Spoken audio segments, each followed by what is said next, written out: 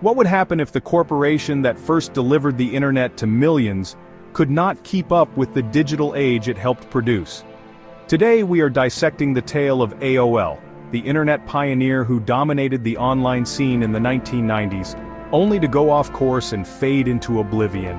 How quickly and how poorly did a company that was doorway to the internet fail? You might find the responses shocking. We must return to the 1980s if we want to grasp AOL's ascent.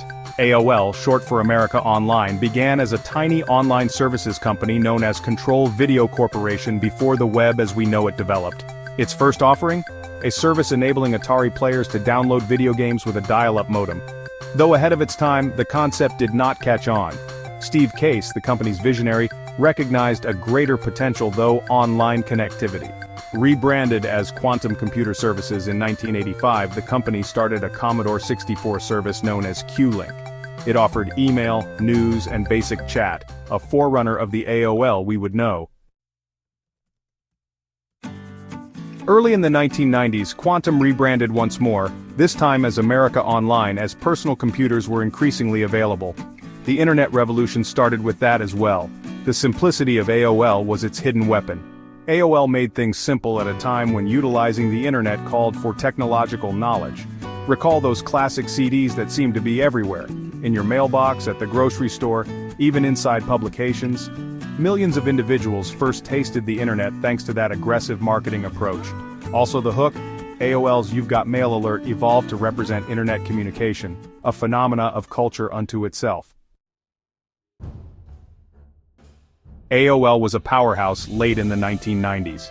It was earning billions of dollars and had over 30 million members. For most, it was internet, not only a platform. AOL became the top online destination with chat rooms, instant messaging, and well-chosen content. As the proverb says though, you fall harder the higher you ascend, which then went wrong.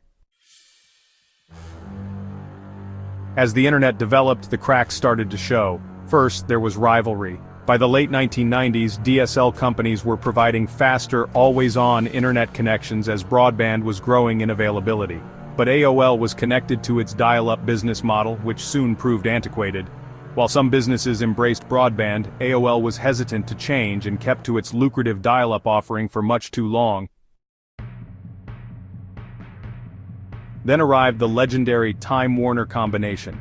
AOL said in 2000 that it will be merging with media behemoth Time Warner, the biggest in history at the time, $165 billion. On paper it appeared like a union made in heaven. Time Warner's huge content empire paired with AOL's digital acumen. Actually, however, it was a catastrophe. Shortly after the agreement was signed, the dot-com bubble burst, wiping off billions of market value. AOL's stock fell, and the predicted synergies from the deal never came to pass. The corporation sank under a bloated structure and corporate infighting instead of innovation. People's internet usage was evolving at the same moment. AOL stayed a closed ecosystem while sites like Google and Yahoo were providing free open access to the web.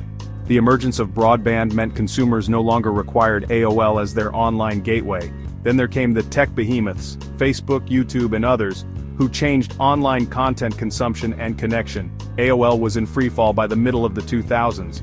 2009 saw it separated out from Time Warner, but the harm was done. Though it was too little, too late, attempts to turn into content creation with acquisitions like Huffington Post and TechCrunch brought some success. Once a cultural landmark, the corporation now simply another name in the packed tech scene. From AOL's rise and fall then, what lessons might we draw? Being a pioneer does not ensure long-term success, first of all.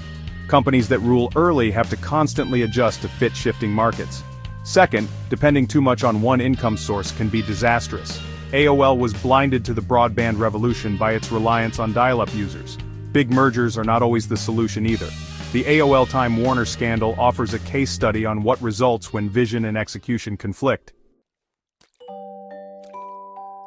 AOL is a shell of its past today, a component of Verizon's media section. Still, its influence is felt today. AOL changed our online communication style and helped bring the internet to the general public. This is a tale of great highs and terrible lows, and it reminds us that in the tech industry, keeping on top is just as difficult as reaching there.